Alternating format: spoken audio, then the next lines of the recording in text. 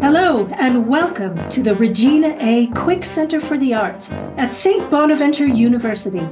I'm Dr. Rachel Harris, the Executive Director of the Quick Arts Center, and I'm thrilled to have you join us for another exciting conversation and this episode of What's Happening at the Quick. Today, we have the distinct pleasure of speaking with members of the Atlantic Brass Quintet, one of the world's most acclaimed and versatile brass chamber ensembles. Founded in 1985, the Atlantic Brass Quintet has captivated audiences worldwide with their impeccable musicianship, dazzling technique, and warm stage presence. From their early career marked by a string of prestigious competition victories to performances at renowned venues like Carnegie Hall and the White House, the quintet has continually pushed the boundaries of brass chamber music, specializing in repertoire that spans 5 centuries and a variety of styles, from Baroque transcriptions to the energetic rhythms of Balkan brass bands. Their music embodies both tradition and innovation. In addition to their concert performances, Atlantic serves as educators and mentors, leading the acclaimed Atlantic Brass Quintet Seminar, a sought-after summer program for brass musicians. Over the next hour, we'll explore their journey, the evolution of brass chamber music, and what audiences can expect from their upcoming performance here at the Quick Center. Tim Leopold, Micah Killian, Seth Orgel, John Fayetta, and John Manning, welcome and thank you for being here. Thank you, Dr. Harris. Thanks, Rachel. Let's start by going back to the early days of the Atlantic Brass Quintet. Your career took off after an incredible series of competition wins. What was that experience like, and how did it shape the ensemble's identity? Well, Dr. Harris, hi, this is John Manning.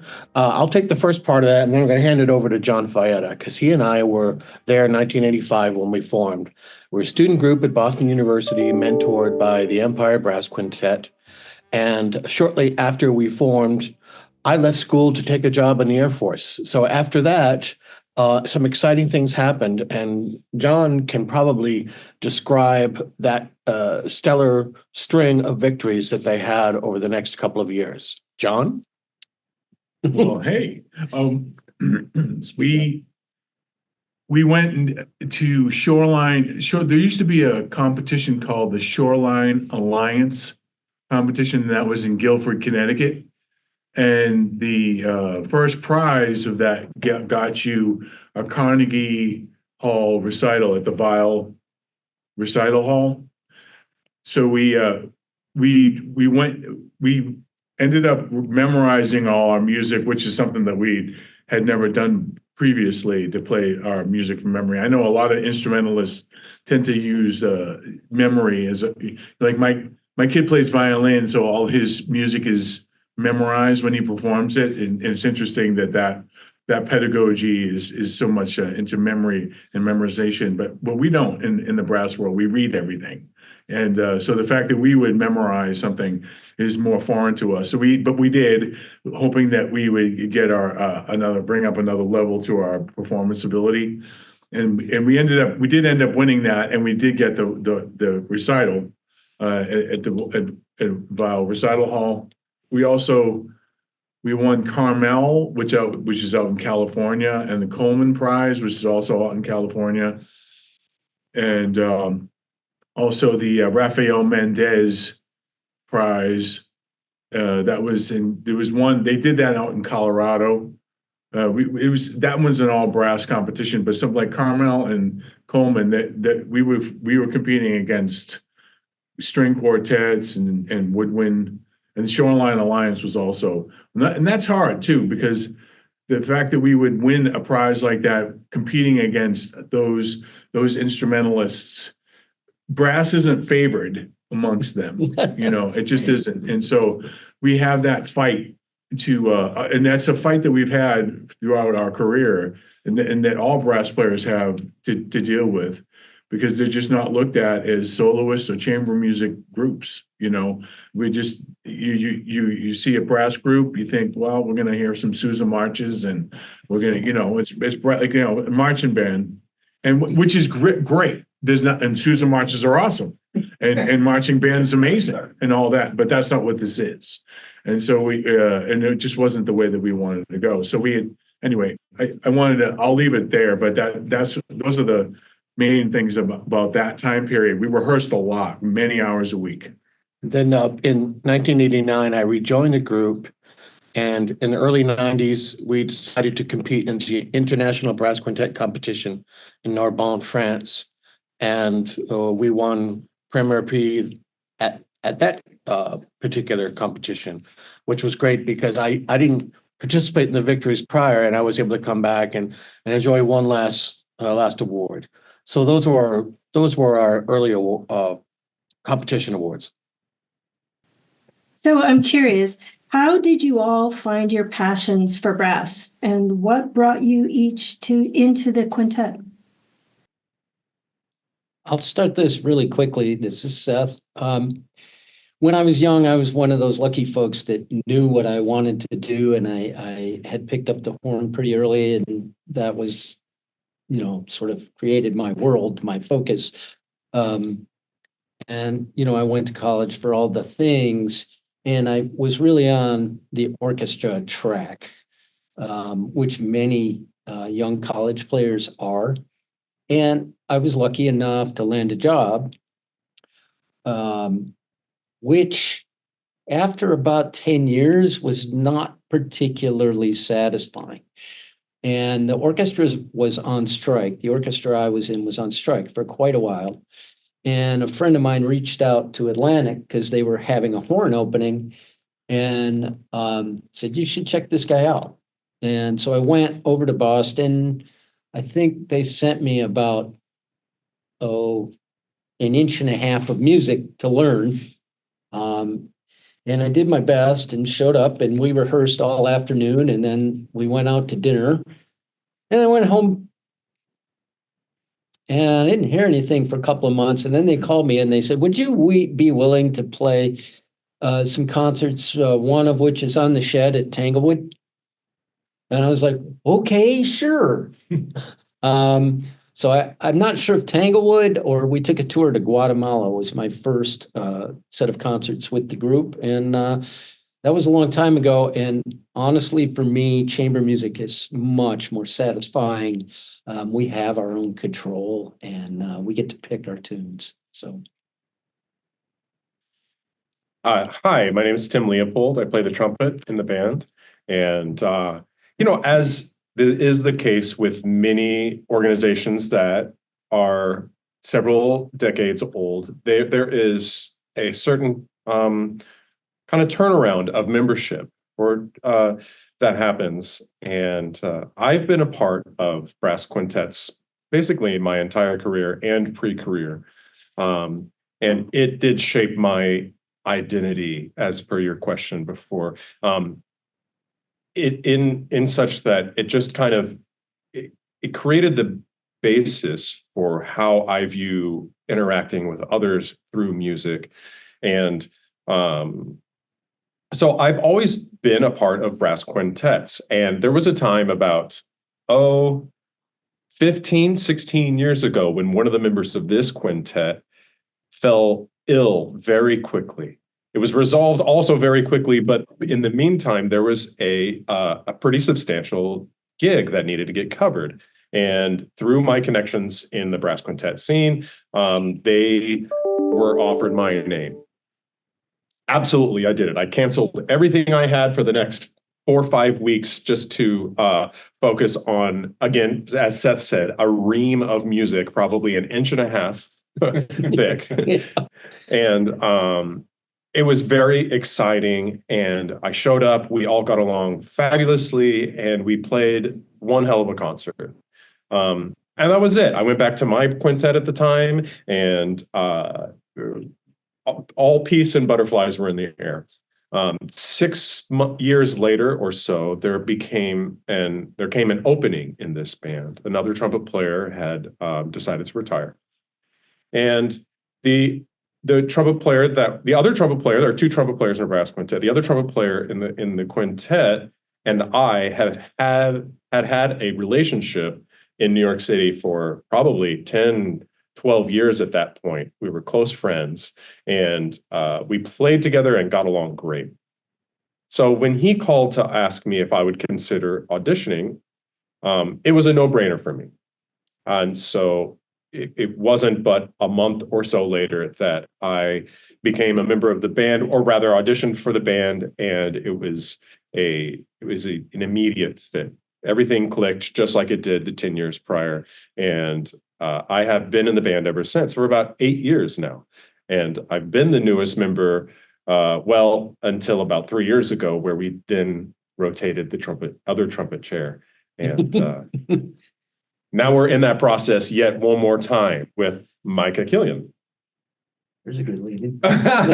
Hey, this is Micah Killian, the other trumpet player, and I am in my very first days with the quintet, happily. And much like Tim, I got a call over the summer after a previous member of the group had decided or been offered another musical opportunity that he ended up taking, and it's great for him. But that left an open trumpet spot. And I got a call from Tim saying, would you be interested in this? And the Atlantic Brass Quintet has been in my brain for the past 25 years, even though I've only been, playing with the group for a couple of days. The lineage of trumpet players in this ensemble is legendary. And the early to me recordings, I guess I only knew about the recordings in the early 2000s.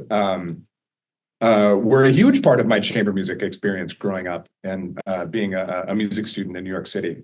So when Tim called and said, "Are you interested in the quintet?" Honestly, my first response was, "Are you sure you have the right person? Are you doing it?" But of course, I'm up for it. Honestly, I've been spending the past 5 or 6 years getting a PhD, and so I haven't done a lot of trumpet playing.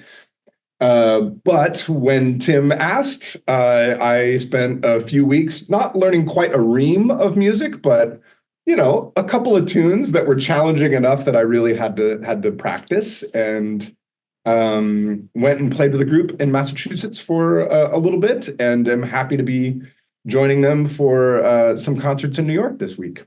Attracted me to brass? Well, originally I wanted to play the saxophone when I was 9, but then I messed that all up, saying that, I told my mother when I brought the slip home, because I forgot to check off the box of which one, I said, "Oh, I think it's the trombone," and that's what attracted me to brass. It was an accident.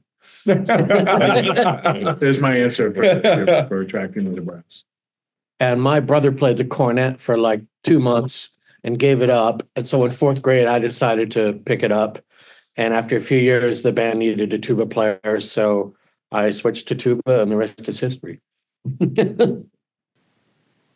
Your repertoire is incredibly diverse, spanning centuries of styles. How do you select your programs, and what inspires you to tackle such a wide range of musical traditions?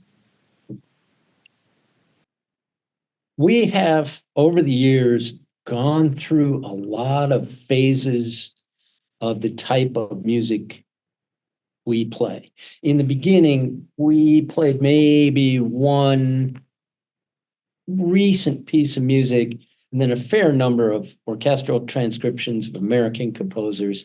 And we also had sort of like a Baroque arrangement transcription set too. Over the years, we have become much more involved with living composers, our own writing on some levels, not me, and commissioning composers. And I think the group, and every time we get a new person in the group, they have slightly different interests, which then pushes the group to explore some new material. We've commissioned Jeff Scott. We're going to play his piece at Bonaventure, and Jeff's coming down to announce it. So, it's been a growth. It's been a trip for us to get that. You got more? Well, I could just, from a personal note, when we first became a group, we were all classically trained players, and that was terrific in that we all brought a certain that tradition to what we played. An orchestral, we were all learning to play orchestral music in an orchestral way. And when new sounds were introduced, I felt when I learned a new idiom, like if I was to practice jazz and to work on the jazz idiom, when I go back to the classical idiom, I always felt like I knew more knew more about the music I was playing, and that would be the same when we work on that we play a Balkan set that we've been doing a lot with with our group, and when I play that music, I feel like I know just a little bit more about what I'm playing and the other idioms that I've learned. So it's an educational thing, and that gets me excited because I like to learn. One of your most exciting aspects of your work is your interpretation of the Balkan brass music. What drew you to this genre, and what unique challenges does it present for a brass quintet? Well, I'm not sure if we all discovered Balkan brass music tradition at the same time, but I recall in the early 90s going into Tower Records in Boston and finding a recording of some Balkan brass band musicians, and I was floored by the energy, the spirit, the tradition, and soon after, I think a bunch of us were like, "Oh yeah, I've heard that too," and it's from the Roma tradition, and it's like wedding music that lasts 4 hours long, and it's super energetic, super decorated, earthy, and infectious. So we started getting to that, and I think it's the joy and the complication at the same time of the music that we like. It's challenging, but yet toe tapping. If I could speak a little bit to that, kind of in combination with the last question you had about the breadth of our musical styles, I almost feel, or I feel like it's kind of our responsibility to bring to light the novelty of the brass quintet. 100 years ago, the repertoire that most brass quintets were playing were rags and transcriptions. And they weren't quite playing transcriptions yet. It wasn't until probably mid 20th century that the brass quintet world really embraced a lot of transcriptions. And why did they do that? It was because there was not music written specifically for the brass quintet at that time. There were very few pieces, let's put it that way. And even those pieces were kind of timid and careful about writing for brass quintet and not quite stretching the limits of the instruments and the collection of instruments at the time. It really wasn't until about the late 80s that we started getting brass quintets playing anything other than Gabrielli, transcriptions, and rags. And there are some brass quintets that do those things incredibly well, and they still exist today. However, there are a number of brass quintets that started to embrace new repertoire and then putting their money behind commissions to create new music for this fairly new chamber ensemble, only 120, 40 years old at this point. And so as we put together our repertoire for these performances, it's often in mind to consider a balance of representation of musical styles, not only to please the audience, but more also to show the expansiveness of what's possible with this collection of 5 brass instruments, and hopefully inspire others to dream bigger than has already been dreamed for these ensembles. So let's switch gears here just a little bit. The Atlantic Brass Quintet Seminar has become a major summer destination for brass musicians. What makes this program unique, and what can participants expect when they attend? Yeah, so I'll begin this one again. there is no better way to improve as a brass musician than to stand on the shoulders of those who've already done it. That's how we started this camp, this summer seminar. The Empire Brass held a summer camp that lasted, what was it, John? It was 10 weeks long? 8 weeks. 8 weeks long, very intensive. And correct me if I'm wrong, but the Atlantic Brass Quintet was the student resident ensemble that took over many of the teaching responsibilities during those later years of the Empire Brass Quintet. That's right. And kind of amalgamated so many of these techniques to also develop younger players and to create the mindset that it takes to play in these kind of ensembles. The selflessness, the how to listen, and how to be an individual, but yet a part of a collective. These things were taught in the Empire Brass summer seminar, and we have, for the past 30 years nearly, have tried to hone in on those techniques and put them in about a 2-week period for these students. And as I said, there's no better way than to sit with, next to, and listen to people who are doing it at the height of their career and find ways to mimic. Because ultimately, that's what we are as musicians, are mimics. And without the kind of representation to understand what it is to mimic, we might just kind of, we'll find our own path, but standing on the shoulders of the greats, not saying that we are, but we're passing that tradition on, is the fastest way to improve. And if we find, just like the programming that we have, we find it a part of our responsibility to share the good wealth of information that we've received. When we started, actually in 1982, I went to the Empire Brass Quintet seminar, and one of the things that we do in our program, that we copied a couple of things about their program, and one of them is what we call plugins. And we would get, during plugins, we would stand behind the group, the quintet, Empire, it was Empire at the time, and we would watch them all play. And usually that would happen is we'd start in the open rehearsal, and we get to do that. And that's another thing that we would do. We have them, all the students, come around and watch us open rehearse.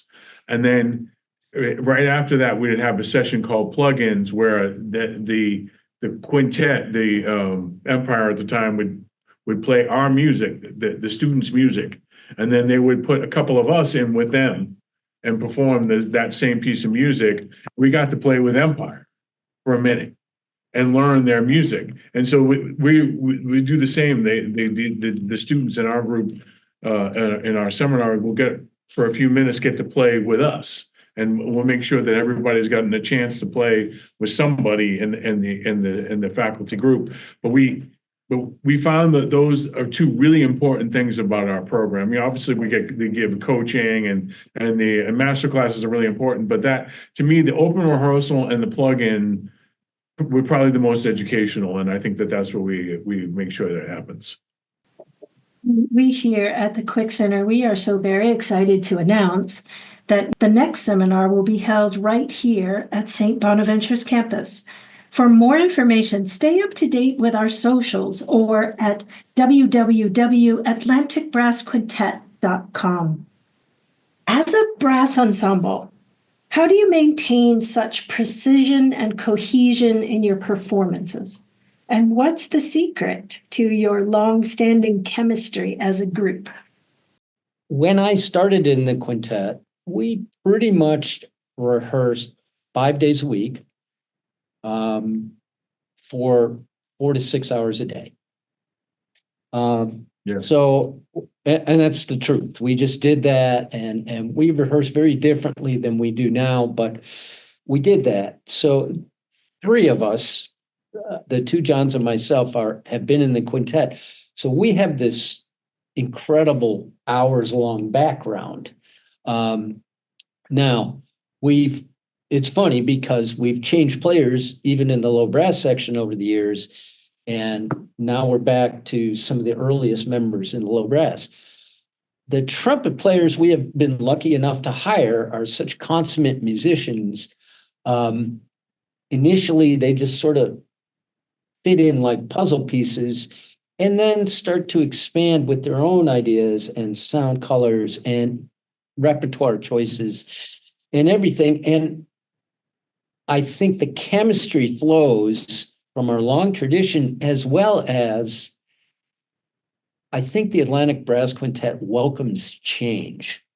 So every new player, anytime we change players, that player, and I've referenced this a little bit before, that player brings a slightly different or sometimes a very different skill set.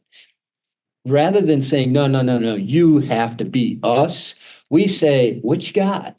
Let's participate, all participate in that, wide range of skills. And, if you can bring that, some people arrange, some people are like, no, we should add more jazz to the programs. I can play jazz. It's like, I can't. But now that sort of improvisational aspect is part of the quintet. And that's just changing members. So it's history, and it's just being open and having very cordial, friendly relationships where people can discuss things, and that really, really helps us. And it's interesting now because no two of us live in the same place. Uh, Tim lives in New York City. John's in Iowa City. John Fayetta is in Cleveland. Micah is in Austin, and I'm right there at St. Bonaventure. So we have business meetings, we discuss program, we have long email chains, but we pull it off. And some of our history, and we typically spend a lot of time together in the summers, and that allows us create a great situation. Now, one thing Seth isn't mentioning is the individual selflessness that each person has brought to this organization. We can't accept change or go through any kind of problems unless there's an embrace of what this culture of selflessness that exists in chamber music. If there's something that goes wrong in the music, it's typically our first place to say, what is it that I, the individual, did wrong or could do better to help this? And in the same way, a new member comes in and there has to be a bit of letting go of the self and accepting what the new self is.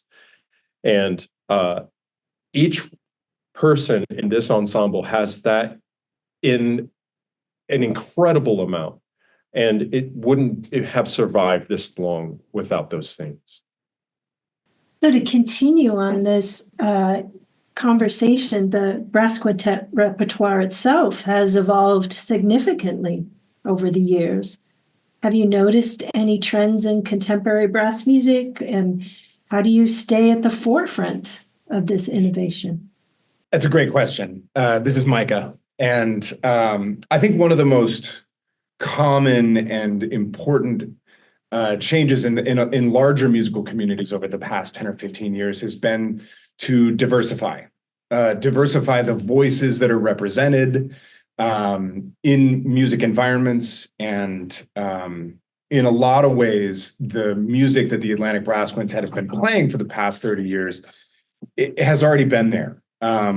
This group represents a diversity of styles, and the huge number of composers that have written pieces for this group is noteworthy. And so this sort of representing wider communities of musicians is a huge part of what's happened over the past 10 or 15 years in music, and I think that's going to continue as we move forward in chamber music. But Tim Leopold and I were talking about this yesterday. I think for me, what I noticed from my little perch in the music world, that one of the most interesting developments in how chamber music is being composed now is to focus on the humanity of the music. I think in times of chaos, in times of instability, I think a lot of musicians and composers are asking themselves what role it is that music plays in their lives. And just to give Jeff Scott a shout out at the University of Buffalo,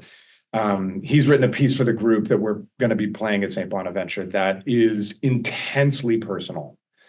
It lays bare some extraordinary human vulnerabilities, both his and really the group's as we perform it. And I think music like that makes the direct connection between the composer, the performer, and the audience, I think has a really important place in chamber music and really a lot of musical genres as we move forward in the next 10 or 15 years. But my guess is that the music that's going to be getting the most airtime and the most attention is music that makes those intense human connections more direct. So for anyone who is new to brass chamber music, what do you hope they take away from your performances? Well, it depends on the audience. For example, if there is a concert music series that typically has a string quartet, woodwind quintet, and a pianist, and they've never had a brass group, we usually like to leave them with the pleasant surprise of, wow, brass quintet can create a beautiful blend and present a wide variety of music. And, just because of the history of brass, I mean, our ancient brass instruments were just loud, used for communication in war and intimidation, and we weren't even let inside for a few centuries. So most people have this impression that, oh, brass can't really be chamber music. And we really didn't have any proper chamber music until, well, in 1850, a French composer wrote 12 brass quintets.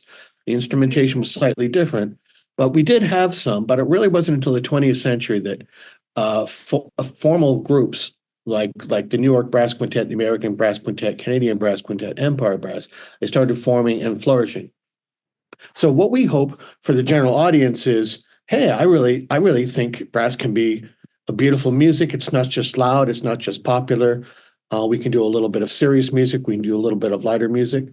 But also we hope that the students in the audience can see how much joy, how much fun we're having and joy we're playing with, and inspire them like we were inspired by our teachers, because young brass students get charged up. They see all the things that a brass chamber music can do on stage, and how we have fun and communicate and just live off the electricity of the audience. When students see that, I think that attracts them to like, hey, I think I could do that. And those are the type of students we'd like to attract to our seminar.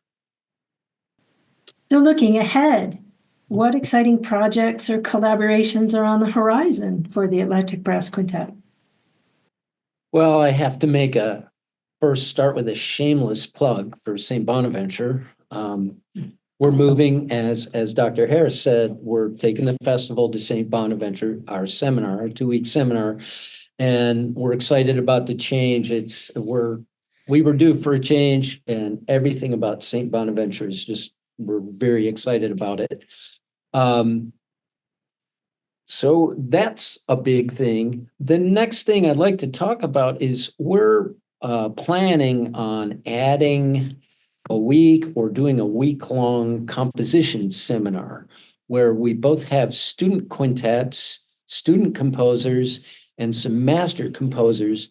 And there'll be a call for scores, and we will just take as many scores as we can get and probably keep it to 5 students with a composer in a residence and probably a bigger name composer to add in some spice. And we'll be there coaching the groups and stuff like that.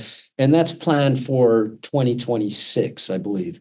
We do now have, we keep bringing his name up, but we have an ongoing relationship with Jeff Scott up here at University of Buffalo, and we're interested in creating some more music.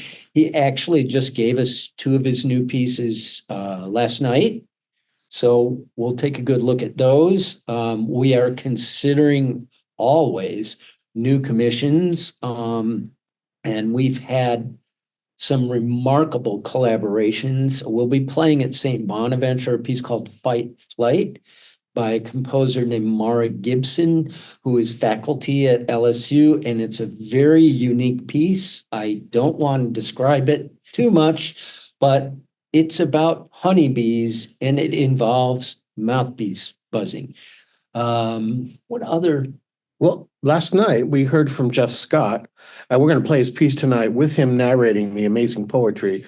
And last night he told us that the recording that we made of his piece he really loves, and what he would like to do is to shoot a video to it. So I think while we're at St. Bonaventure, we're going to be doing some location shooting, and I think he might do some stuff in New York. So we'll use the recorded sound, but we'll try to go for an engaging video with a professional videographer. And look, part of what we do is educate the future. And in our later years, this has become more and more important, both to us and it seems to the community at large. And I think our ideal would be to make these opportunities, both the summer seminar, brass quintet seminar, and the composition program that we'll add to, absolutely free for everybody. That's our dream.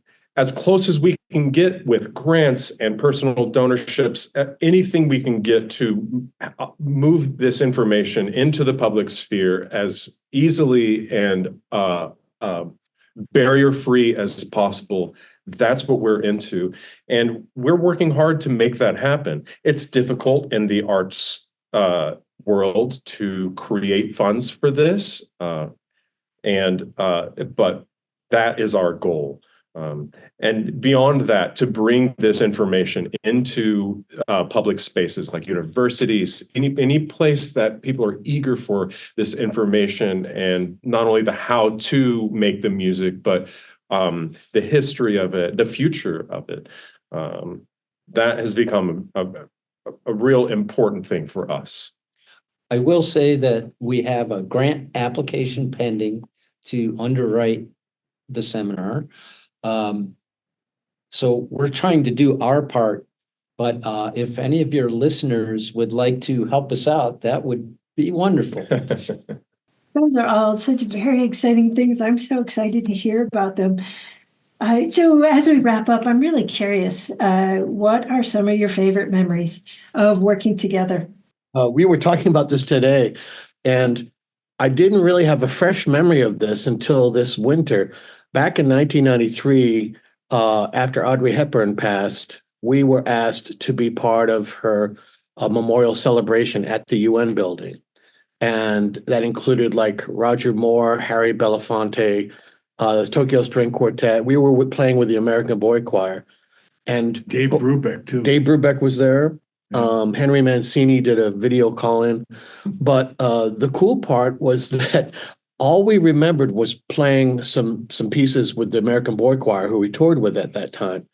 But recently, I don't know why, I contacted the UN and asked for the archive, if there's any archival video of it. And there is, of the whole show. It was like a 2-hour thing. And like Frederica von Stade was there, and Harry Belafonte was there.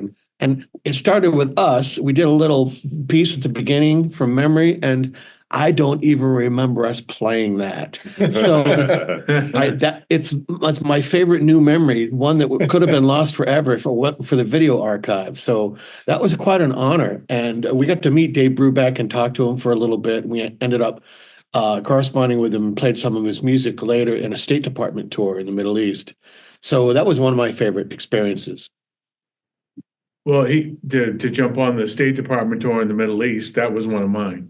I thought that we spent 5.5 or 6 weeks in the Middle East, and we went to Pakistan, India, Kuwait, Yemen, Oman, Saudi Egypt, Arabia. Saudi Arabia.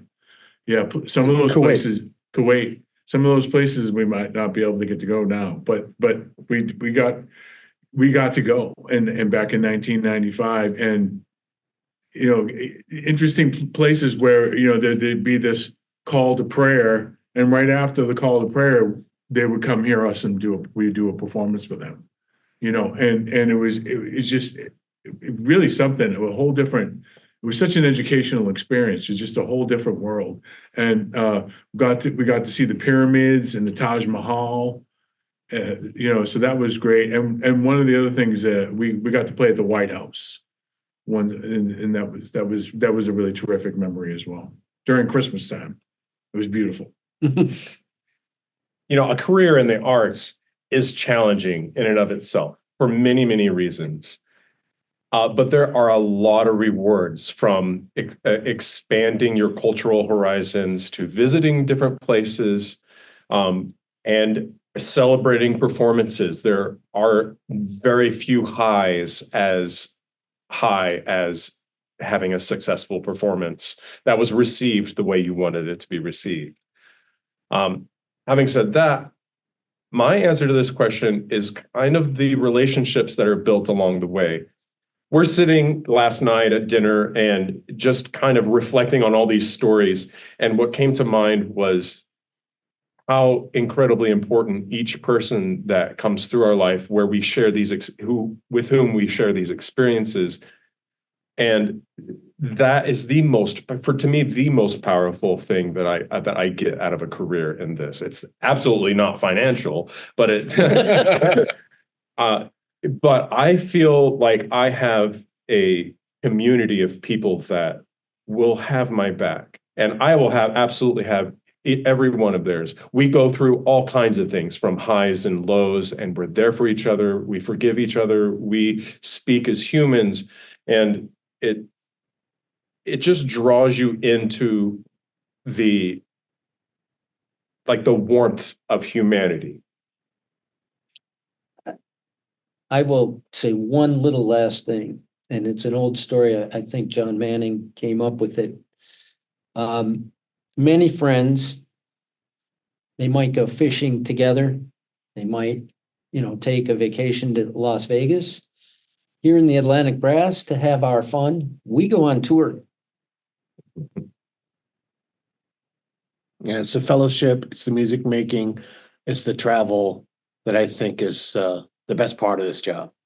So the next question is actually one of my favorite questions. It's for students who want to be able to do more of what you do. What advice would you have for them? What advice would you have for them, Mike? Well, it's a great follow-up to the previous question, because my first piece of advice is find people that you enjoy making music with. I mean, really, that I think these fellas hit on that pretty well. That if you find people that you share a sense of music or community with, what you end up enduring in that goal, or in service of that goal, is way worth it. So find people that listen to the same kind of music that you do. Find people that you get along with for the most part, but importantly, people that you can also argue with and have some difficult times, and it's still going to be okay. Because one of the important things about chamber music, I mean, one of the most important human lessons is, or I guess I should say, there are many important human lessons, but we are empathetic with each other. We negotiate. We are sensitive to one another's needs. We are willing to relent when it's time to relent. We create things that go beyond our individual selves in service of a larger musical goal that we all agree on. And those are important skills for young adults to develop. And chamber music is an excellent way to develop those very human skills. So find people that listen to the same kind of music you do. Find a garage band. Find people that you're willing to work with and have passionate music making experiences with. Making lifelong, meaningful music is not an easy thing to do. But I mean, the five of us wouldn't be here talking with you right now if we didn't believe in the power of it. So find friends. Make music with them, especially when you're young and you have time and effort and energy to spend on this. It's well worth it for your development as a human and your development as a musician. The way I like to sell chamber music to students is that, although you can learn a lot And your private lessons with your teacher and playing solo recitals, absolutely essential. You have to learn fundamentals. You learn how to play as a large team in a large band or an orchestra. But there's something about chamber music that accelerates your learning because of the heightened responsibility. There's one person to a part, and it's your responsibility of 20% of the responsibility in a quintet, not only musically, but also decision making, programming, business, logistics, and input. Whereas in the back of an orchestra, in the back of a band, you might have not much say. But here, we get to choose our music, we choose our programming, we choose our gigs, we choose our rehearsals and our rehearsal techniques. And I think it gives young students, a lot of us teach at colleges, and college students have just reached that point where they're developing this autonomy, where they have adult freedom now, but with that freedom comes responsibility. So you have the freedom of not having a conductor, but the responsibility of being a better team player. And I think it's a great lesson for young musicians to learn to get involved with chamber music. So have we left anything out? Is there anything else that you would like to share with our listeners today? I have one thing I'll say. Well, my love of music came from playing chamber music starting at the age of 13, where a good friend of mine who was a priest got together a brass quartet that we played in church at the church service every Sunday. And I grew to love that and love music from what he taught me, but also from what we played. And I would say that you go into music because you love it, I think, and if you do, then good things will come out of it in the end. May not always be the case every time, but in the end, that's really what happens, because this, to me, we're here for our love of music. It has been such a pleasure to speak with you today. Your passion for brass chamber music, your dedication to innovation, and your remarkable journey as an ensemble, it's truly inspiring. For our listeners, don't miss the chance to experience the Atlantic Brass Quintet live in concert, April 11th at 7:30 p.m. Tickets are available at ticketor.com/quickarts. Stay up to date on their performances and upcoming projects by visiting their website at www.atlanticbrassquintet.com. We are honored to host such extraordinary musicians here at the Regina A. Quick Center for the Arts, and we hope to see you all at their upcoming performance. Thank you for tuning in, and until next time, take care and keep supporting the arts.